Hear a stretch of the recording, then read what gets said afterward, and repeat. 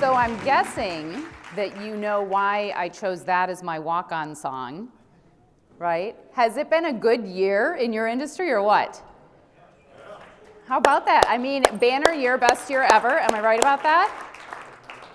When I was in the roundtable session today and the question was asked, has anybody's business decreased this year? I didn't see any hands going up. And you know, what I'm wondering is, if you're like a lot of my other clients, when they have these huge successful years, they don't take the time to celebrate the way that maybe they should be celebrating. And so, other than, you know, room 2255 last night or this morning, I don't know if you celebrated there, but do you believe that you've truly celebrated your success this year? Raise your hands if you feel like you have celebrated with your team the success that you've experienced this year. Okay, a few of you, very good. How many of you know you still need to celebrate that with the team and really show them how excited you are? All right, very good. So that brings me to another question. How many business owners do we have in the room here today? Raise your hand if you're the owner. Okay, good. And how many of you work for someone else? Raise your hand so I see how many employees. Okay, how many business owners wish they worked for someone else? Any of those? Okay, quite a few. I get it. You know, there are some defining moments in each of our lives, game changers, so to speak, right? And what I want to do is take you through one of my game changers in hopes that you start to think about what's possible for you. Because what we're going to do today is we're here for you to synthesize everything that you've taken in during this convention, prioritize it, and actually turn it into an actionable plan that you're going to go back and along with your team, you're going to execute so that you actually guarantee the ROI on this conference that you deserve. How does that sound? Yes. Has it ever happened before that you've come back from convention, you're lit up, you're fired up, you're excited, you've got so many great ideas, and then nothing happens because you're also so busy, right? So I get it. I know that happens way too often. So I really want you in here today. I know that this is the last session, the closing keynote, and you're probably really full. But if you can just give me this next hour and a little bit and really, really take this time for you to focus on you to get the kind of ROI that you deserve, you'll end up thanking me for that one because we'll come up with a great plan for you, okay? So back when I was practicing law, you heard that I was a partner in legislative, regulatory, and public policy, which is a really fancy way for saying I was a lobbyist. And I know that you know a lot about that profession, right? Because I think you deal with some legislators, with some regulations, with some folks on Capitol Hill as well. So that was my world for a long time. And so one morning back in 2001, I boarded an airplane from Indianapolis back to Chicago. So it's a very short flight. It was a very early morning, and I just gotten back from lobbying a bill and killing a bill out there, which was no good. And so when I get on the plane and I walk up, this is back in the day when I actually had status on an airline and I had the good seats. I get there and the guy's already sitting in his seat next to me, and he's nose deep in the book, didn't even acknowledge my presence. So I had to kind of like rustle him to get him out so I could get in and go to sleep, right? Because that was my MO back in that day. The airplane back in that day, by the way, in 2001, if you remember it, there was no Wi-Fi. There was no connectivity. That was my one opportunity to completely shut down, shut off, and just go away. So I get in there, I snuggle in, this guy's reading his book, I'm like, this is perfect, I go to sleep before takeoff. Next thing you know, the pilot comes on, you know, ladies and gentlemen, we've reached our cruising altitude, and with that, it's right around the same time the guy closes his book with a deep sigh. And you know what I'm thinking, right? He's about to tell me everything that he just read in his book, and my airplane bubble is no more. So anyway, he doesn't do that, but he takes a moment and he looks at his book, and you can tell this guy just had a moment, right?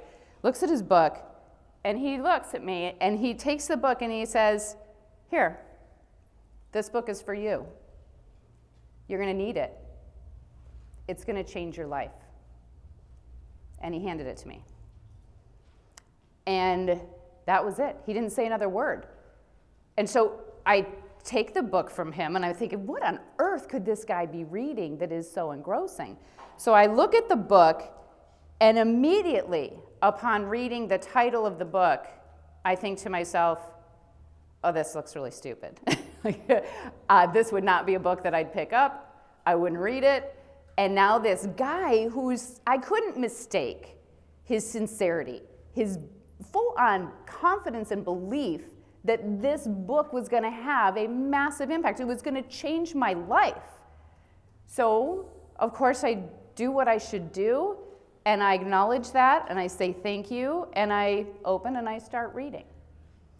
And it wasn't long before I believe I was looking just like that guy. My nose was buried. I was consuming it. It totally grabbed me immediately, and I read it for the rest of the very short flight to O'Hare.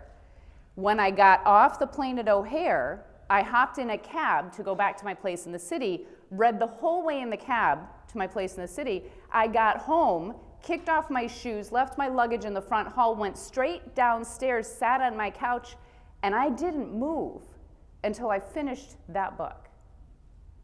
And you know, when I finished that book, I felt the emotion that that guy in the airplane had felt when he gave it to me, and I was thinking of the list of people who needed this book, because I knew, like I knew, that I had made a decision while reading that book that would prove to change the course of my life. I wouldn't be standing here with you today had it not been for that book. I would still be sitting up in my tower in Chicago practicing law. So here's what I got. You know, when I think about him handing me that book, I think about the fact that the way that he gave me the book, the sincerity, the intention, the words that he used, they certainly made an impact on me. I mean, this guy shared some serious influence. There's no way that I was not going to read that book. There's no way, with the way that he positioned it, right? But what was really amazing, I know you guys are probably sitting there right now going, oh, if I could just get my hands on that book. How many of you are like that right now? How many of you would read that book right now if you could get your hands on that book? Okay, I will give you the title. I promise you I will. But here's what I have to say about it. The book was the catalyst, but it wasn't the book itself. What was it? It wasn't just the book. It's what the book made me think. It's the decision I made when I read the book. That's what made the difference. It was my decision.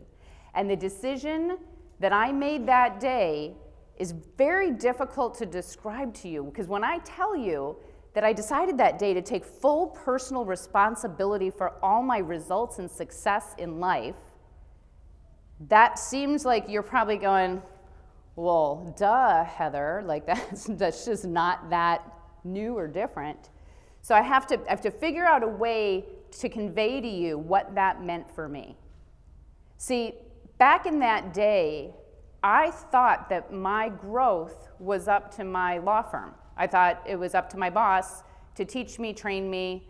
It was up to those in my industry to help me along, and that, you know, once I got out of law school, it never really occurred to me that it was up to me to grow me, that I'm the only person who I should rely upon to grow me. Because here's the thing I know, is that my results in life are commensurate with my growth. And if I want bigger results, I've got to grow me to get better results. So why was I waiting? Why was I on somebody else's watch for my growth? When I think about it now, I think how ridiculous that sounds. Why would I wait? The single most important investment that I could ever make is in me. Because the more I grow me, the more I grow my results. The more I know, the better I am, right? True? Same for you. And so once I recognized that that was my personal responsibility to take that on, it was almost like the doors opened. I recognized that every single person who I meet, who I talk to, who I interact with, I can learn from. Every single one of you. Every one of you who I've had a conversation with over the last couple of days, I've learned from. I've learned about your industry. I've learned about what you do. I've learned about your business model. I've learned how you all do the same thing and you all do it really differently. And I've also learned about this association and what this association means for each of you. And I got to experience that today, the abundance, the generosity, the way that you share with each other, what you have learned in your businesses. Look at this room right now. I mean, I recognize it's late in the day. I know there are more people they had to get back. I totally get that. But all the people who aren't here right now in your industry, there are thousands of them who are not here doing what you're doing. They have not gotten that message yet to take the personal responsibility to grow themselves, to connect with people like you. So it's the reason that coming to ARA and coming to conference is the most amazing thing you could ever do, because that's what's going to help you continue to build and grow you. Now, there are some investments that you get to make coming out of this convention. And those investments, depending on what you decide here today, can either be game changers for you, just like that moment, that decision for me was a game changer, or you can get some stuff done and have some growth. The greatest news is the choice is yours. You get to make that decision. The book, by the way, before I forget to tell you what the book was Rich Dad, Poor Dad. Who's read that book? Raise your hands. Okay, handful of you for sure. You're probably sitting there right now going, I didn't get that message, right? I mean, it's a good book, and like I said, if I got to give you my book list, which I'd be happy to do, I've read so many more books with similar messages that would be equally as inspiring. It was just the fact that it was that book, that moment, that introduction, that time in my life where I needed it, right? I was searching, I was seeking in that moment. All right, so when you think about personal responsibility, I have a model here that I'm going to give you, and honestly, what you do with this model in and of itself can be a complete and total game changer in your life and in your business. There's one way of being. It's a mindset of taking personal responsibility. And I've talked to you a little bit about the fact that that's what I got that day in 2001. Now, taking personal responsibility is about everything, but I would say first and foremost, it's about my mindset. It's about what thoughts I'm thinking. How many of you believe that the thoughts that you think actually have an impact on what you experience? Raise your hands if you believe that. Is there anybody in here who says, no, my thoughts have nothing to do with my experience of life? Show me that hand. No one? Okay, all right, good. So we all can agree that our thoughts have an impact on our experience. Our thoughts help to make up the world that we experience. So if you take personal responsibility and you guard your mind and you guard your thoughts and you only think the right kinds of thoughts that are in line with the kind of success that you want to accomplish, it's not that easy, is it? But it is the key to success. Because you see, the thoughts create your feelings create your actions create your results every single time. Now, we think 60 to 70 thoughts per day. Wait, Sarah, no. 60 to 70,000 thoughts per day. Can you, that's a lot to get your mind around, isn't it? 60 to 70,000 thoughts per day. And how is it possible? It's possible because 90% at least of those thoughts that we think are outside of our conscious awareness, meaning they're just repetitive thoughts. They're thoughts that you've thought so many times that they're just in the background running. It's like a program, right? Like a software. And so if 60 to 70,000 thoughts are thought per day, 90% of them are outside of your conscious awareness, that means that your success is very, very largely dictated by the thoughts that you think without knowing you're thinking them. How many of you are a little bit scared right now? Right? So that's the good news. That's the bad news, but it's the good news too, because the good news is we all have choice of thought. It's the one thing that every single one of us has. We have absolute control over choosing the thoughts that we choose to think. And so that's taking personal responsibility. That, in my words, is being on the court. Now, there's another way of being that you may have come across here and there. It's called being off the court. And being off the court is where you are experiencing in some way, shape, or form some kind of negativity. It's where you might be blaming someone for something. You might be complaining about something. In fact, I'm certain there would be some complaints involved. Maybe some excuses about why you can't do what you want to do. This is where you're in resistance.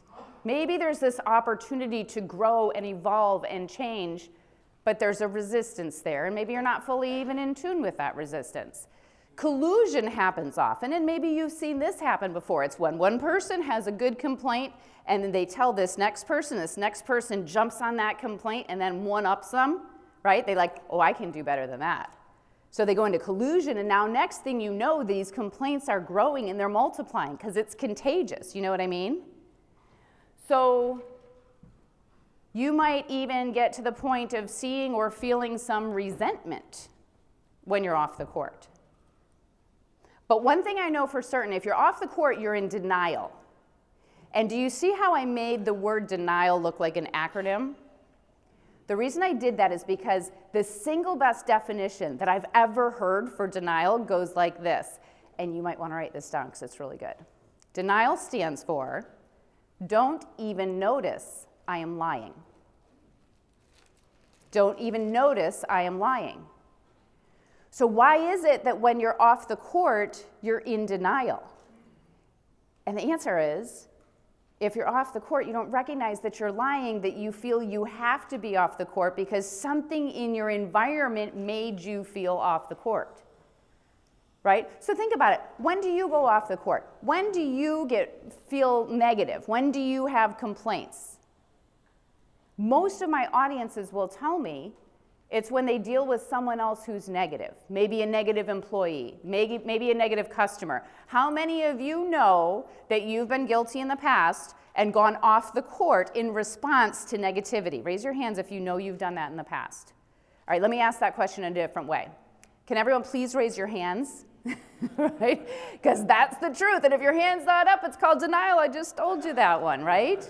Okay. So let's just face the fact that off the court happens, and it happens often because being off the court is happening all around us all the time.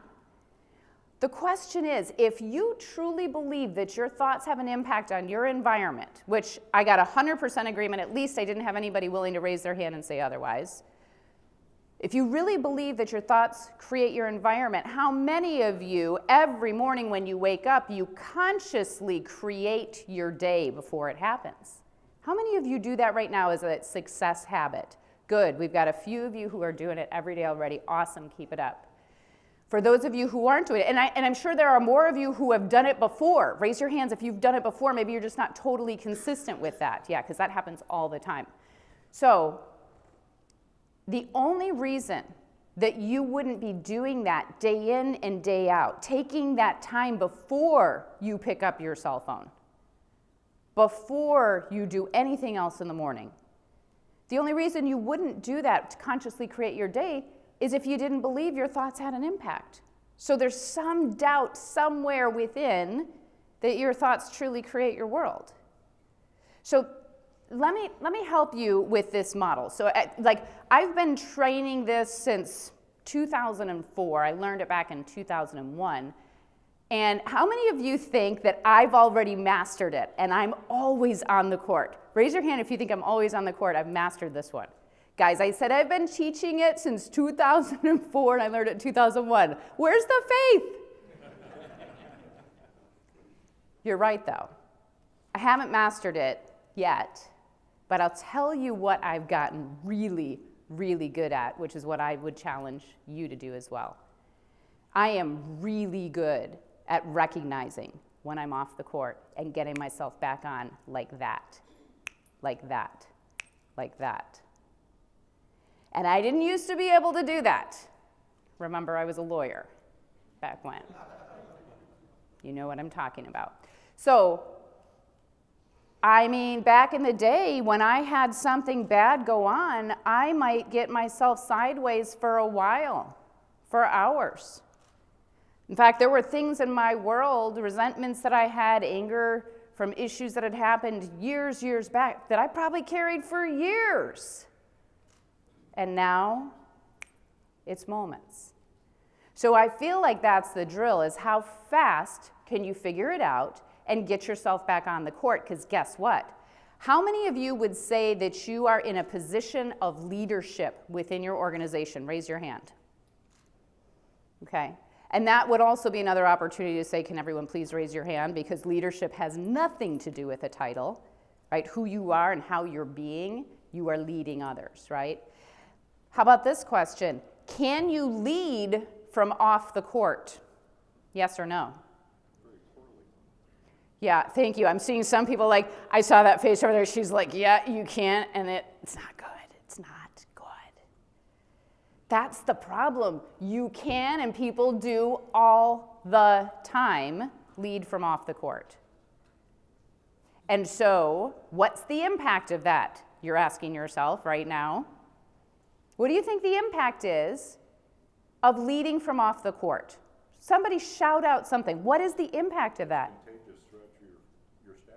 Okay, great. So it's contagious throughout your entire staff. So if you've got someone who's a leader, and by the way, let's throw in there that you happen to be in a leadership position. Now you've got everyone around you off the court, but chances are really good they're not telling you. They're just keeping it all quiet and inside, and then they're going to do what? Complain to someone else and bring them off the court.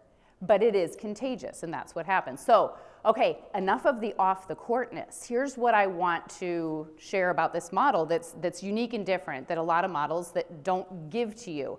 Is, well, so what do you do about it? So how do you do that? What's the drill? And the answer is, we worked for a long time with our graphic department to come up with exactly the right description. I don't know if you can you see that up there? It's the frowny face emoji. Yeah.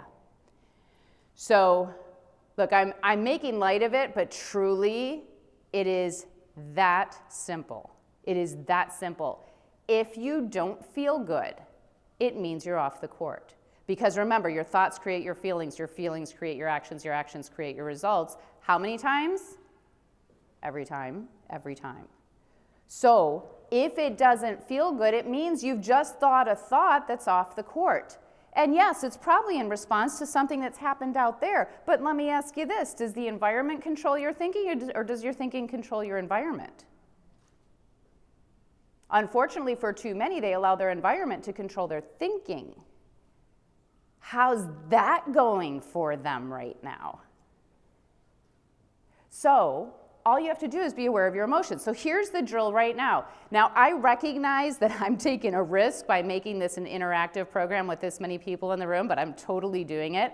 So I'm going to give you a second to talk to each other, and then I'm going to call you back to me. Do you promise me that you'll come back to me when I call you back to me? Say yes, Heather, I promise. Okay. I want you to, for a moment, what we're going to do is we're going to split you right down the middle. So, does everybody know Scott Robertson? Raise your hand, Scott. If you were on this side of Scott, you get on the court emotions. You're going to turn to the person next to you in groups of 2 or 3, and you're going to come up with as many emotions as you can come up with, which basically tells me, how does it feel when you're on the court taking personal responsibility? What does it feel like? So you're going to come up with on the court emotions. If you're on this side of Scott Robertson, you're off the court, and you're going to turn to the person next to you in groups of 2 or 3, and you're going to come up with as many off the court emotions as you can come up with. You only have 1 minute to do this, so you're coming up with a bunch of them, and then I'm going to ask you to call them out. How much time do you have? 1 minute. Ready, go.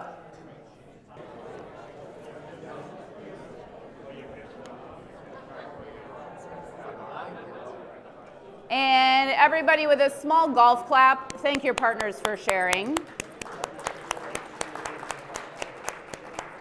And by the way, the small golf clap is also the international sign for exercise over. We're moving on.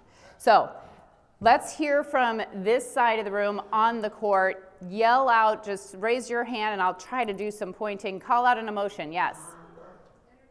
Energetic. Satisfied? Perfect. Positivity, great. Empathy, great. Say it again. Perfect. Empowered, great. Giddy, very good.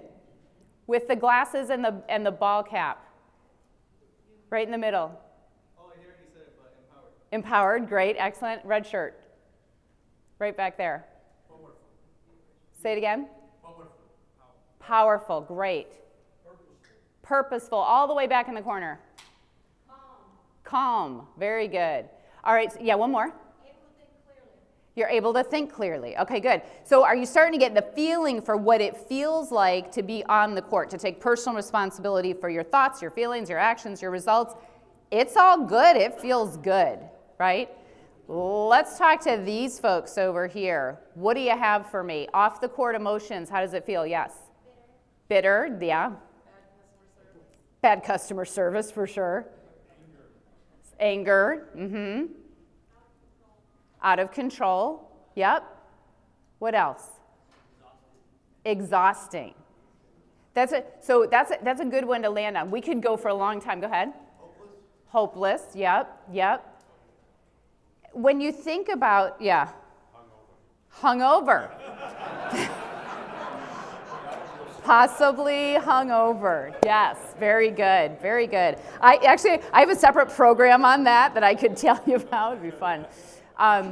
So here's what's so interesting to me, and it took me a long time to figure this out, and you might say, like, Heather, you're a little slow on the uptake here, but I would have people ask me all the time, but Heather, isn't it exhausting to be on the court all the time?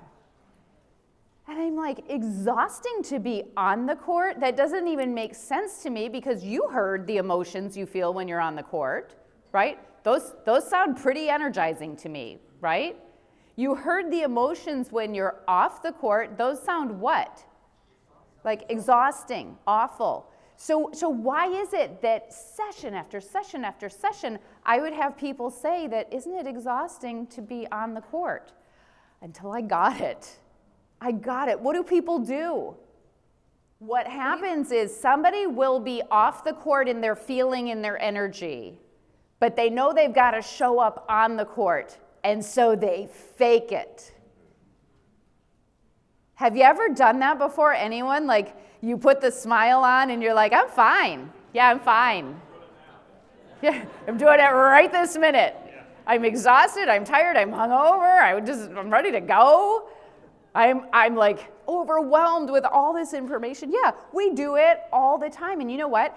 I would suggest to you that it is more rampant than I've ever witnessed before. I work with clients all over the globe, and all over the globe, I have people who are exhausted, because think about how much more exhausting it is to actually be off the court, but have to pretend I'm on the court when I'm really over here. You know what I mean? Like, it sucks everything out of you.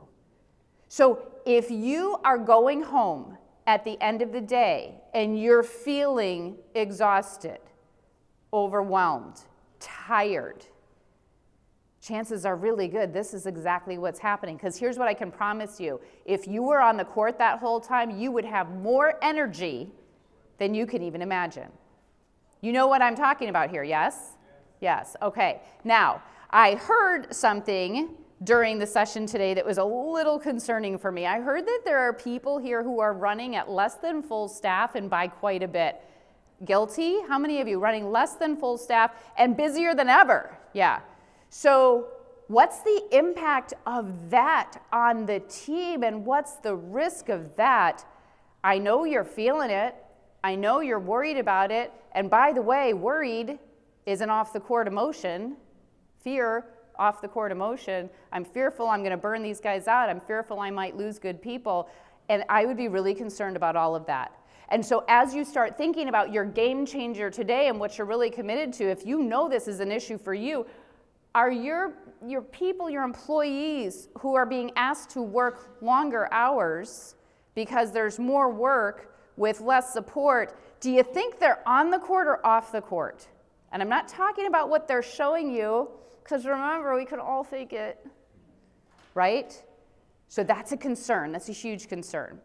Now, there's a line in the middle here, and this line is critical for you to know. This line is your line of choice. And I want you to remember that every moment of every day you have the choice of whether to be on the court or off the court, and the choice is yours and yours alone. There is no one else in this world, on this planet, who has the power to make you think anything that you don't want to think. No one has that power. It's the one thing that you own and you control completely. Not that you always exercise the power, I'm not suggesting that, but it's yours and yours alone.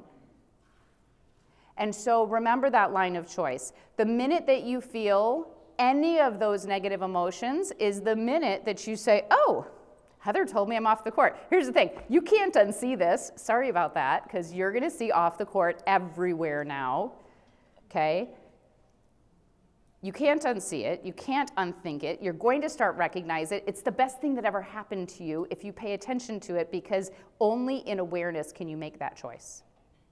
Only in awareness of being off the court can you actually choose to step back on the court. And by the way, I do a lot of leadership training, and we're not doing that today, although we have to start with some self-leadership to make the rest of this work. In leadership training, I do a lot of asking my clients, what is your leadership purpose? What is your purpose as a leader?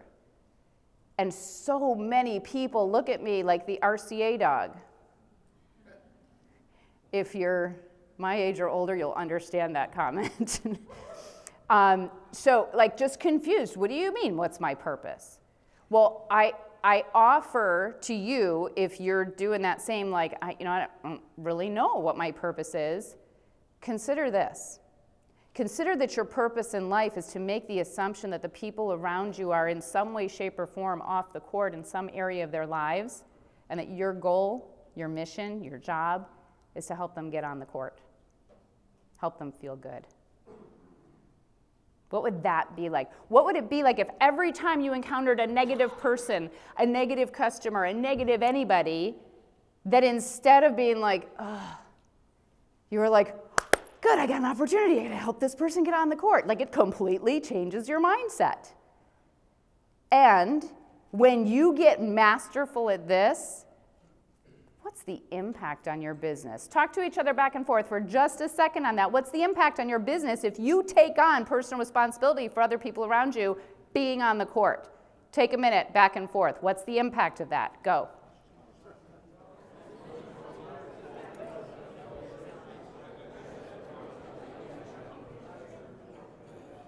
By the way, thank your partners for sharing with small golf clap.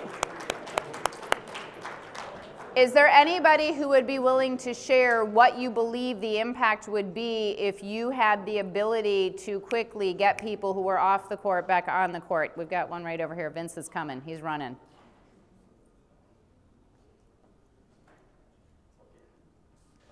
Yeah, so a big benefit would be a more productive work environment with also employees that can hold each other accountable too.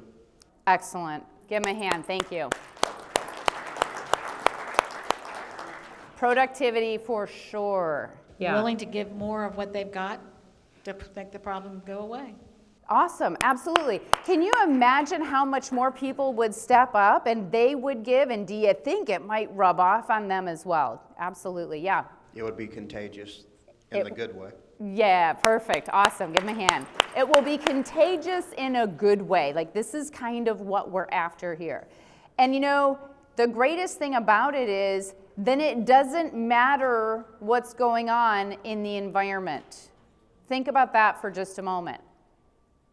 If you are masterful at helping people to see when they're off the court and get them back on the court, it doesn't matter what's happening in the environment. You've got people taking personal responsibility for their thoughts, their feelings, their actions, their results. Stuff's getting done. And by the way, it is the only thing that you can do in the face of whatever we're handed. And we've been handed a lot lately, to be fair. Like, you know, we've got a lot going on. But whatever you're handed, the one thing that you can always control is, how do I respond? to what I've been handed. When I ask people like, so are you on the court or off the court? They're like, yeah, you know what? Most of the time I'm on the court. Okay, yeah, but what if something bad happens? Well, right? So that's the time to really check yourself. That's the time to look. Think about the times. By the way, great exercise is figure out what your triggers are. We all have triggers. Remember how I talked about 60 to 70,000 thoughts per day and 90% of them are repetitive? A lot of those repetitive thoughts have to do with triggers that are off the court, possibly even thinking that leads us to feel in a negative way. Find it, look for it, find it. If you can find that, you will also find the obstacle to your next level of success. Do you know, I just read this amazing book where they talked about back in the day, and I don't know if this is still true today, because this book was from a woman who was born in 1888. I'm like, how are you so wise? She was talking about how loggers, when they're doing their logging, if they're sending the logs down a river, down a stream, and then all of a sudden there's a log jam, that what they do is the crew runs out there and they look for the log that's creating the log jam. That's called the kingpin. Does everyone else know this and I'm just learning it?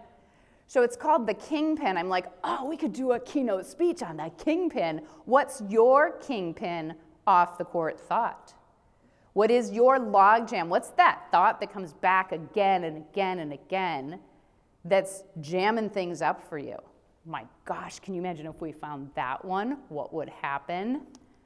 Okay, so my favorite definition of success that I've ever heard, and I've read a lot of books since that day in 2001, is written actually by Earl Nightingale. How many have ever read, watched, or listened to anything by Earl Nightingale? Back in the corner, amazing stuff, a couple of people.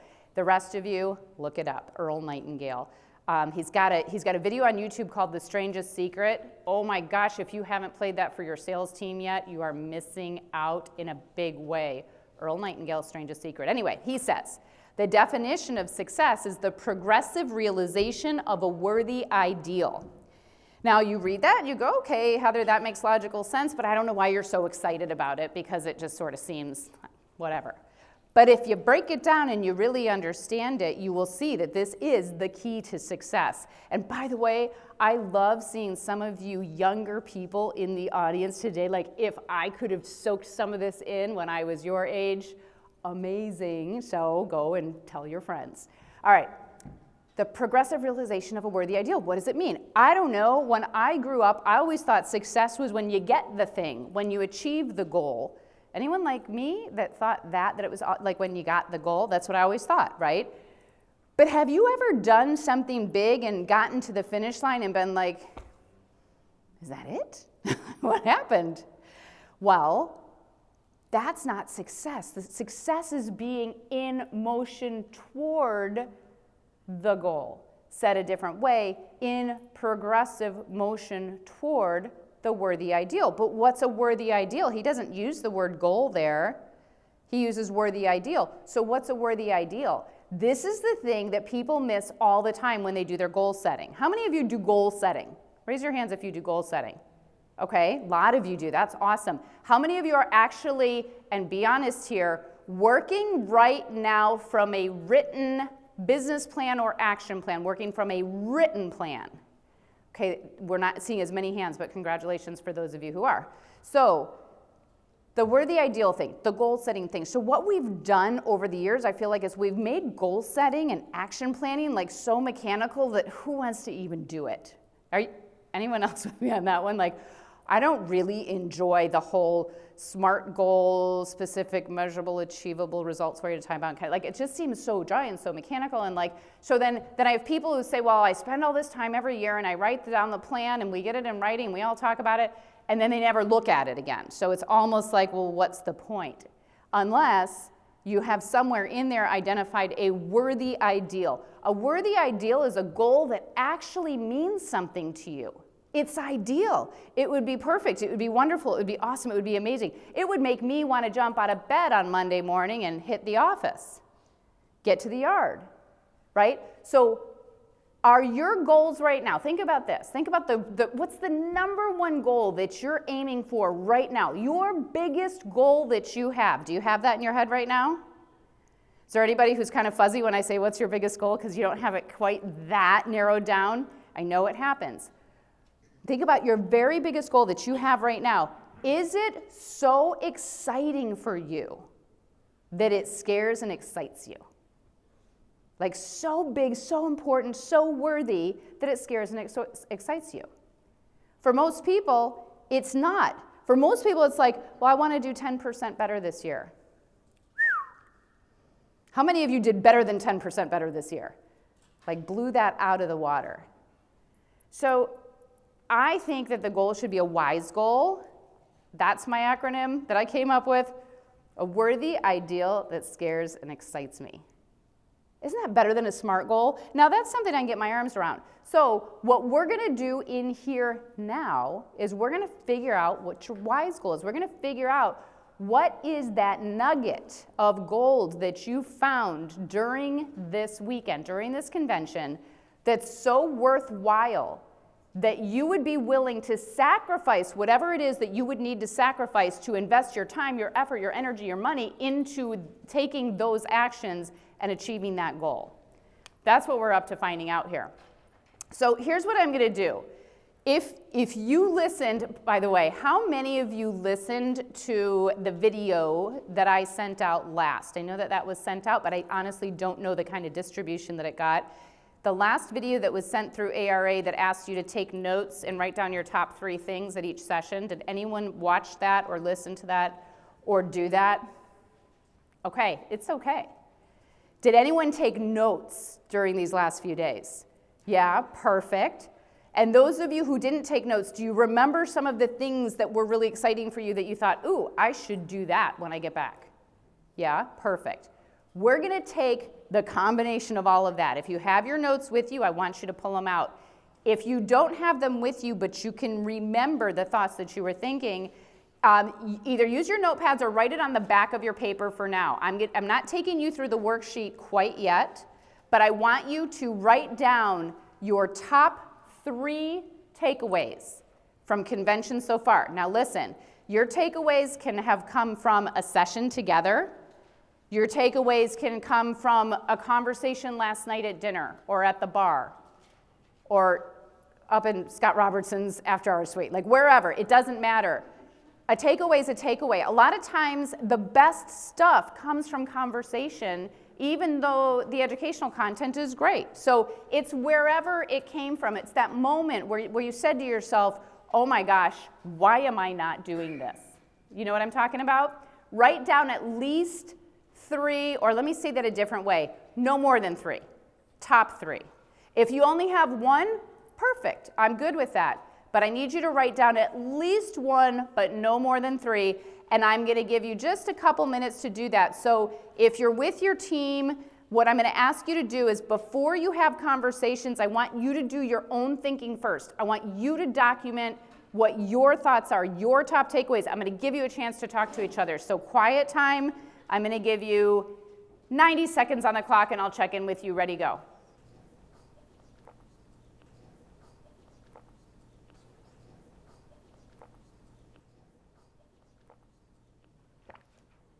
Okay, are we good with time? Do you have enough written down that you've captured at least some of your ideas? Yes, good, very good. Okay, so I'm going to give you a chance to talk about those, but before we get into conversation about them, I want to share a little bit with you about what happens when you get back to the yard, what happens when you get back with your employees, is that you are dealing with change, right? You are dealing with showing up on the scene and asking them to make some kind of change, yes or no? Like that's what happens.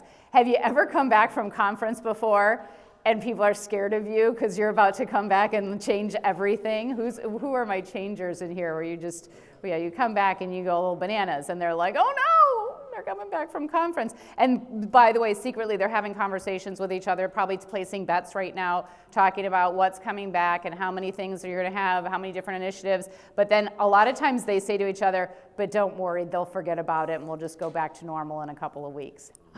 Does that happen really? I don't know. But we don't want that to happen.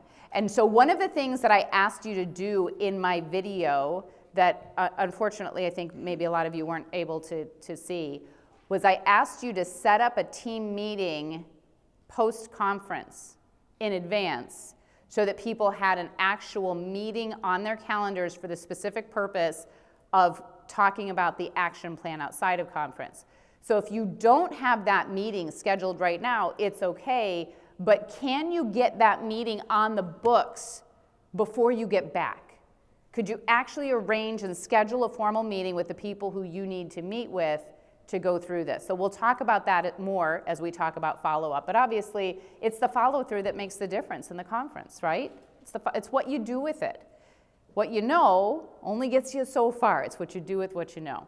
Okay, so we've come up with a formula for change that actually works, and it works every time. And so if you've ever tried to make a change and it's fallen flat, I don't care if it's coming out of convention and trying to make a change, or anything in business for this matter, anything. Take the change that you've been trying to make and you just haven't accomplished it. I'll show you where you're missing the boat here, okay? So first and foremost, the very end of this formula, what's that big word at the bottom? Everybody out loud. Resistance. Every human being has resistance to change. It's proven by the really smart psychologist people that resistance is a real thing. Now, a lot of people, they relate to resistance in different ways. Some people think that to be resistant, you have to be like this and be like, I'm not changing, and that's resistance. Well, it's one form of resistance, but that's not all. So it's not just that everybody's going to be completely resistant to your ideas and your thoughts. That's not what happens, right? Usually you come back, and to be fair, your team's kind of excited. They've been waiting for some of this change, right? So that happens. The resistance is still there, though, I promise you, because we're creatures of habit. We do things a certain way. And anytime we're asked to change the way we do things, it requires us to think consciously more. Our conscious brains do not like thinking. Our subconscious brain is what actually runs the show. So the reason that you will always face resistance, whether or not someone is gung-ho about doing the change, there's still resistance in the fact that we're changing habits. How many of you, when you think about the changes you've tried to implement before, there's some habit that needs to change in order to implement your change effectively? Yes or no? Yep. That's the resistance we'll always face. So we've got to just understand it. We've got to prepare for it. We've got to know what it looks like. We've got to recognize the signs of resistance and come up with a better plan to get people past that hump. So how do we get them over that resistance? Well, we got to work on the front side of the formula. The front side of the formula is the vision, the why, and the action.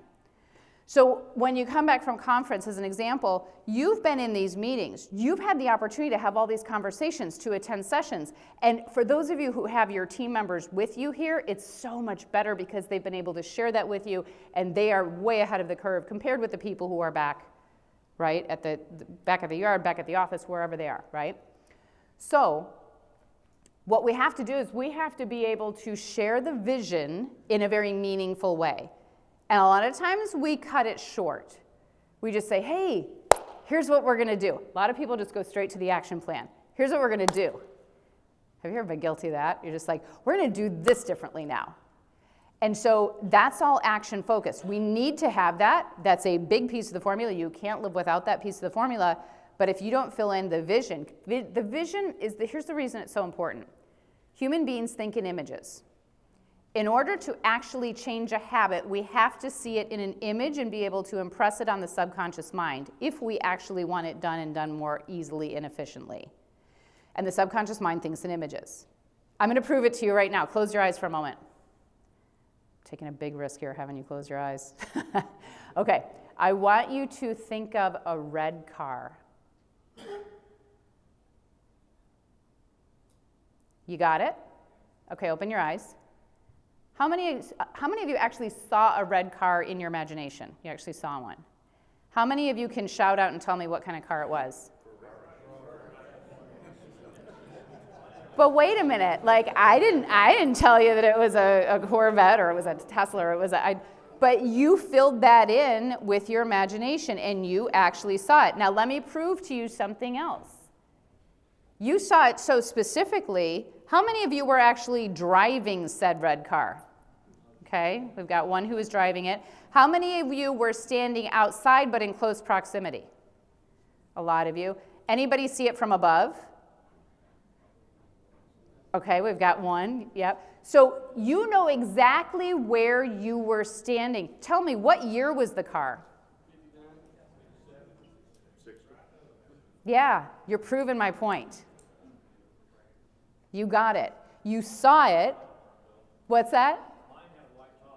So yours had a white top. So this is like, I could keep going. I could say, were the windows rolled up or down? Did it have a hard top? Was it a convertible? A red bow. Nice. That's a nice touch. Your imagination will take it, apparently, wherever you want to take it, right? But the subconscious mind thinks in images, and what you do to be successful, every single success book ever written will tell you this in many different ways, in many different words. You think a thing, you get very specific to the point where you can imagine it, yes or no? Where you can visualize it. I just had you visualize that red car. You saw it that fast. Anybody in here who tells me, well, I'm really no good at visualization, you just proved to me that you are. But you might tell yourself stories about, like, I don't really know how to visualize. Yes, you do. Yes, in fact, you do. So you take the thing that's important for you, and you have to create it like an image, because guess what? If you can't describe this game changer, I call it a game changer, it's your thing that you're coming out of this conference ready to do. If you can't describe this game changer like an image, like a visual image to give to your team, guess what? They may or may not be able to jump on board with you. But I can promise you, if you can't describe it like an image, you're not going to have full alignment. If you've ever struggled before getting full alignment on something previously, check your visioning. How good are you at communicating the image? What does it look like? And by the way, there's another piece to this visioning that is so totally important that you can't miss it. What does it feel like once that vision has been accomplished? What is the feeling that you get once that vision has been accomplished? So it's not just the description of that feeling, it's actually feeling the feeling that will help you to define that vision. Okay? So the vision, we've got a couple pieces to it, right? You have to be able to describe it in a way that people can see it and share it back with you. You want them to actually see the car, so to speak. Okay? Now, the why. This is almost always missed, or just glazed over to the point where it's not significant enough. So the why is, so why are we making this change? Where are we now? We've already talked about the vision, what it's going to look like, what it's going to feel like, but why are we doing it? Like, how many people are like, well, but it's working right now. It's working fine. We had a great year. It's fine. We need to understand, they need to know why, and quite honestly, depending on who's in charge of leading this change, they also need to know the WIFM. Who knows what WIFM stands for? What's in it for them? Yeah, exactly. What's in it for me, or what's in it for them? It's the WIFM. They have to know why from their perspective. Okay, what's in it for me? Why are we doing this change? So that means that we either need to express to them that status quo can't stay status quo going into the future, and I know you don't see this yet, but it's coming. But we've got to be able to share the why in such a meaningful way that they're like, oh, I get it. And you know the best way to find out if somebody understands why you're making the change, there's one strategy. You can use it 100% of the time, and you will know for certain whether they understood the why or they don't understand the why. Anyone know it? Ask them. Yes, ask them. Perfect. I know that sounds so simple. You're like, well, of course. But do you know how often that's missed? What's the change that we're making? From your perspective, why are we making this change? Why do you think this matters? How do you think it impacts us? How do you think it impacts our customers? How do you think it impacts the rest of the folks we work with? When you start asking those questions, guess what? They have maybe processed your words so far, but if they haven't gotten the meaning, now they're trying to share it with you. They're teaching themselves the why, and they're helping themselves to buy into it. And anybody who's in sales understands this completely, right? Okay, good. And then, of course, there's the action plan. And, you know, there are always times where the action plan just isn't clear enough. Action plan, if you boil it down and you get super specific, it literally is who does what by when. That's all we're looking for. So who does what by when?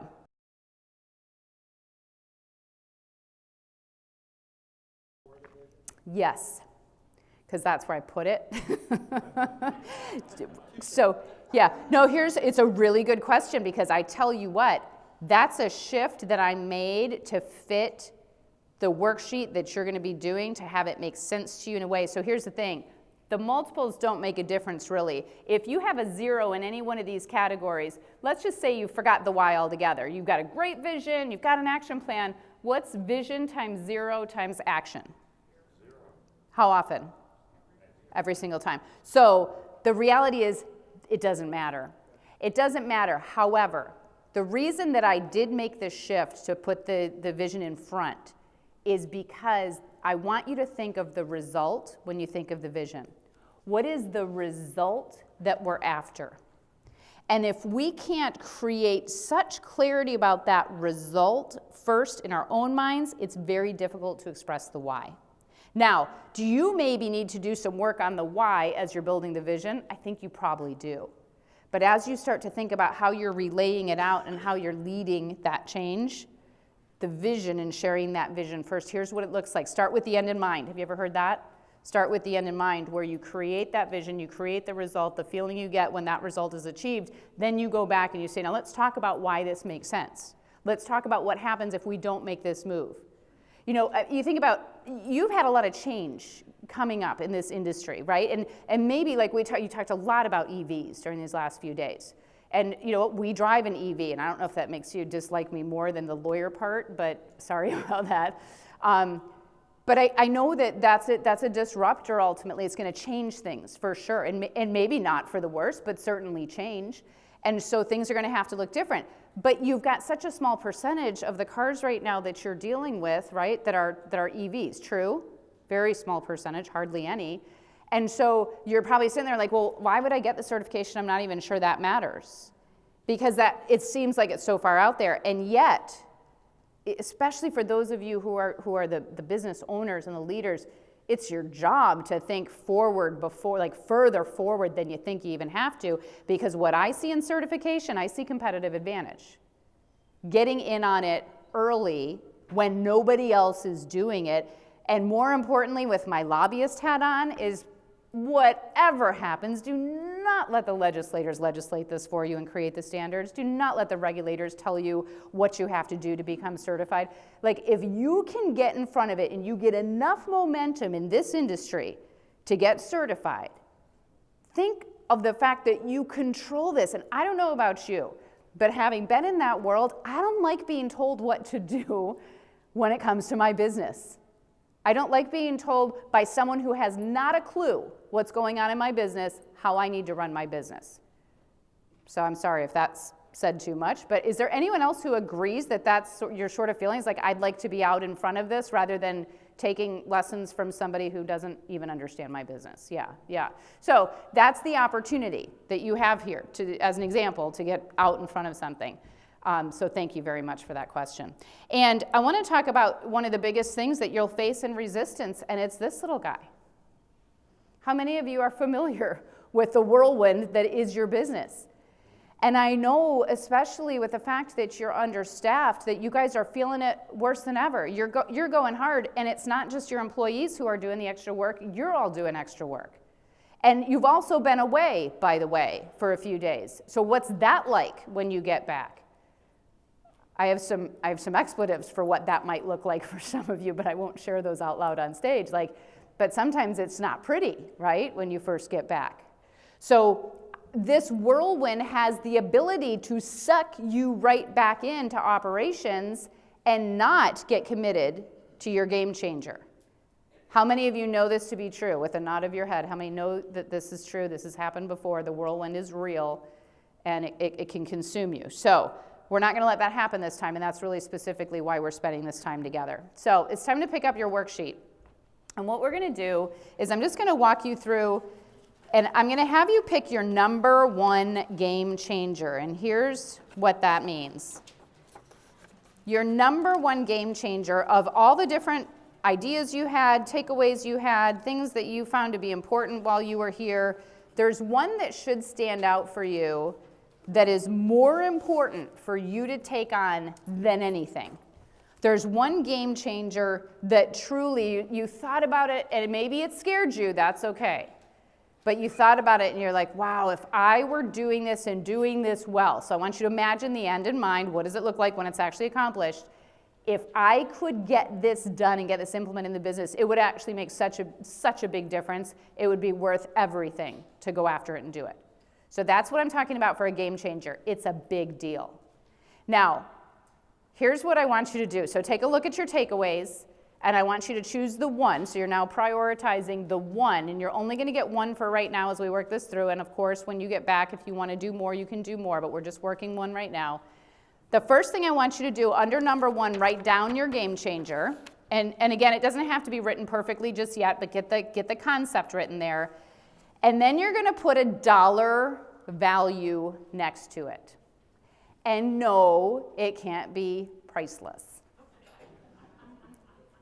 I've done this before. I've seen it happen. And even though I've told you that, some of you are still going to write it down. I know you. I will find you. It can't be priceless. Here's why.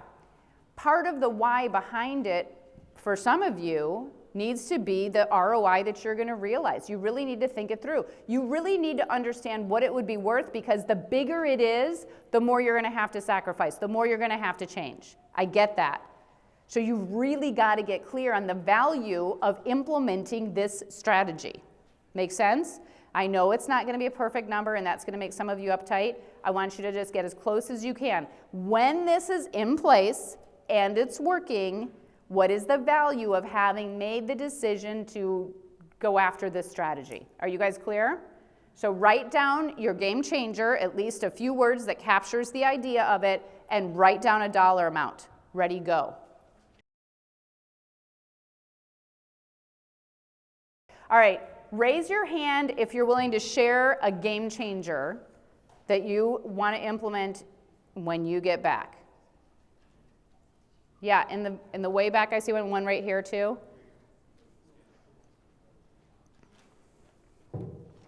Hi, I'm Alan Preble from Silver Lake. I feel what I've learned from this session is getting the engagement of a negative management to make change within our car processing situation that we have at the moment. Okay. All right, and is there a specific change that you want to make that's going to make a big difference compared with your existing process? Yeah, to get the flow of the vehicles through our facility. Okay. In a systemized production line sort of way. Awesome. Okay, great. So you're talking about implementing some new systems, tightening it up, gaining some efficiencies. Am I right? Yeah. And documenting those systems in a way that they're followed. And so how much?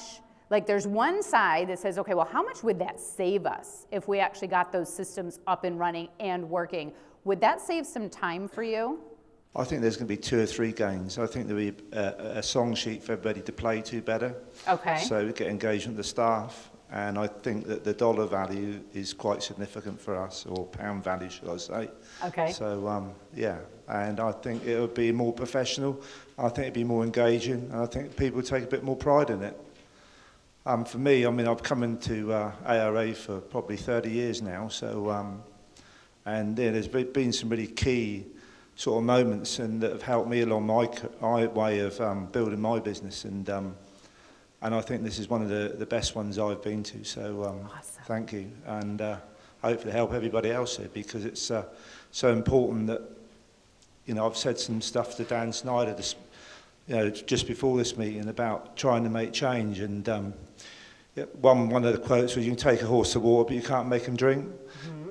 But some of the things I think from your session is that it's about how I engage with my staff, give them the vision, and how I deliver it. Yeah. And you give the whirlwind, you know, and my whirlwind is chaos it causes, because you go back and you get very excited, and then you do just cause chaos. So it's it's a very good session. Very good. Thank you. Very good. Give him a hand. So So 2 things I want to acknowledge, actually maybe 3 if I can remember that long. Number 1, we're talking about really putting in place some systems that are going to be a change to the existing way of doing things. Those systems are going to help to create alignment within your team. When you create that kind of alignment within your team, you're going to get not just the income, the ROI from having the system because you've gained efficiencies, you're going to get the psychic income that comes from that as well. Do you guys know what psychic income is? Okay, you need to definitely Google that. Psychic income is everything else you described about how the team's going to be more engaged. They're going to feel proud. They're going to have this sense of accomplishment, right? Because they know which way they're going. Do you know that everybody really wants to do a great job? Everybody does. And when we as business owners are not giving the step-by-step, the system with consistency, because some of us are hugely innovative, so we love to change stuff. We love to make it better, make it better, make it better. And there are some people who really need to operate within systems that just create an efficiency. So you're letting them be their best selves. There's a psychic reward to that, which is the culture that's created because of it. Very good. Thank you so much for sharing. Okay. You said you wanted a hard one, but I have to make sure my wife is not here first. Okay. She gone? Take more personal time off to have a better work-life balance. Awesome. Awesome. Can you please, first of all, give him a hand for sharing that one. I love that one. I sort of can imagine the kind of psychic income that would bring for you.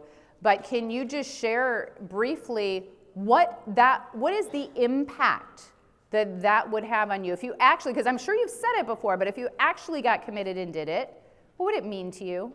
A happy wife. Enough said. I got to go. It's been great to be with you. All right. Well, also, the challenge, you said make it hard. The other stuff's, fairly easy because it's all process things. But for us all to get to that point, I've been having conversations with probably most of the senior people in our industry, and, so many friends of mine have recently passed in too soon. And they were working, and they were always working. And now, many of us, we have the ability and the income to have the quality of life that we can afford. Now the challenge is in the scary part, and it's terrifying. How do we let go of everything we are? Our entire existence is our business. Okay, that defined us as people from when we were born. I was at work at 5 and 6 and 8 years old, and whatever. My whole family was there. The kids are there. My grandchildren will probably be there. Yeah. Parents there, and look around, all of our friends. Yeah. So for us to move to that next page in life, it's terrifying. It's exciting, but to get there, we have to make sure that the business is running seamlessly. Mm-hmm. So we have the correct people in place, and we have processes that make sense, so that when we are here, we are not. We don't have business anxiety. Yes, yes. How many of you appreciate what was just said here? Like, how many of you are right there? And I have to say, I do a lot of work with a lot of different industry associations in every different industry you can imagine. And I am beyond impressed in the multi-generational passing of the business here. It is incredible how many of you are family and how many generations. Like, it's literally touching. And when I was at the dinner last night and hearing the words from the Lifetime Achievement Awards, I don't know if that got to you as well as you were hearing that, but during those like amazing, thoughtful memories of those who had passed, I thought, how many of you were sitting there saying, what do I want them to say about me? What would my video sound like? And there's a piece of it where it's designing your future. So worthy ideal, progressive realization of a worthy ideal. What is that worthy ideal? Defining it, you got to create that identity. Your identity is so wrapped up in what you do, but it's not who you are. Create that identity. What is your purpose? And I believe we all have a divine purpose, a divine design that we're meant to play into. Do you know what yours is? And chances are real good that you're not totally clear on it because you've been working so hard that you've had your purpose in your business for so long. Call me separately. I'll have a conversation with you. I'll give you some tools, okay? And for all of you who are in that same space and thinking about what's next for you, I promise you, if you follow this process and you work this worksheet, you can create anything from it. It's got to start with the vision. It's got to start with the vision for what's next. And unfortunately, way too many people in retirement go because they don't have a compelling vision to live into. Do not stop what you're doing until that vision is so clear and exciting. Do you know what I mean? Don't give yourself that break where you're trying to figure out who you are and what you're doing. You've got a lot more. Right? Very good. Thank you so much for sharing that. All right, I'm going to keep us moving. I want to hear from all of you, but thank you very much for sharing that. I know that was meaningful for a lot of people. Write out your vision. Make at least a statement. This is the area where you want to write the results. So very quickly write down in just a couple of words. You can go back and fix this up later. What's the result you're after from your game changer? Right? So you want to write down the vision, describe number 3, describe the results that you want to create, and how will it feel? Put down a word or two that are an emotion that you would feel when that happens. So, happy wife, I know that was the reason behind it, but what is a word that describes the emotion you'll feel when you actually successfully do it? With a compelling vision on the outside, what does that feel like? The freedom. Are you proud? Are you like, what is that? But you guys, this is the piece that if you don't get this piece, you have not completed the vision. You need to know how it feels when that vision has been realized and start feeling it now. When should you start feeling it? Now. When? Now. Start doing it now and do it again and again and again and again and again and stay in that feeling.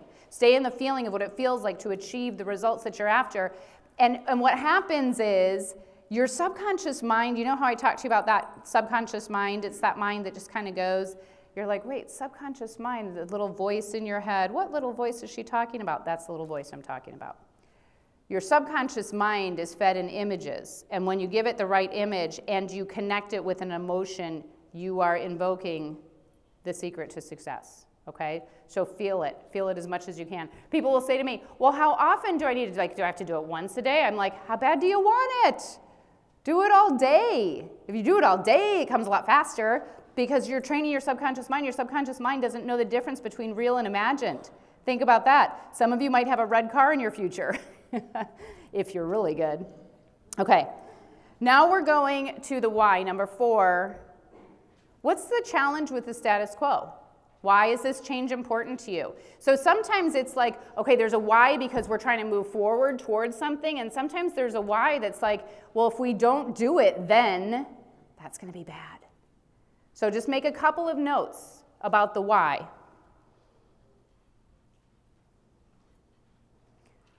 That why is all about what is the risk if we don't do it? What is the impact if we don't do it?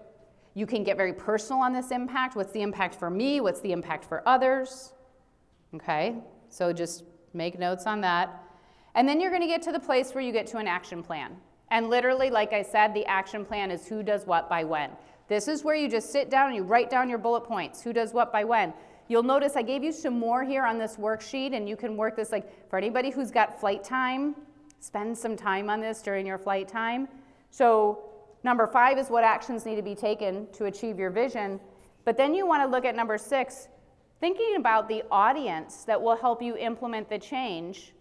If you have a massive change and a huge team, you don't just want to be thinking about the audience who's going to implement the change. You want to go even further and say, okay, of this group of people working on this change, who's the most influential?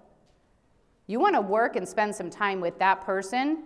Let them do some of that heavy lifting and getting the team together and aligned behind this change. Okay? So you'll notice that there are some bonus questions on this sheet. What obstacles will you face? This is really starting to identify the resistance. Where is resistance going to come from? Think about your own resistance. Why are you resisting it? The more you put into that piece of the exercise, the more you're going to get back. You're going to know what's stopping you. Well, now that you know what's stopping you, just fix it. Do away with it. Go after it, right? Recognize it, acknowledge it, bless it. Do whatever you need to do to recognize that obstacle and then move past it, especially the obstacles you'll face from others. So that resistance is a real thing. Never underestimate it. For some of you, there's a change that's out there that you've been wanting to make for a long time, and you've tried, and you've given up, and you think it's because of something else or someone else out there, and what's really happening is you're not really paying attention to the resistance, and a lot of that's probably coming from within you. This is the opportunity to get on the court and ask yourself, where do I need to take personal responsibility? If you tried before with your team and your team's not getting on board, take a look in the mirror. They're just a mirror for you, that's it. They are just a mirror for you. And some of you really don't like me that I just said that, but they're showing you whether or not you've communicated to them in a way that they get and that they're on board. And if you haven't, then you gotta try again. And if that doesn't work, what should you do? Try again. And if that doesn't work, what should you do then? Try again. Very good, very good. And then the last piece to it is, how will you stay accountable? And that's in one of the questions. I want you to think that through.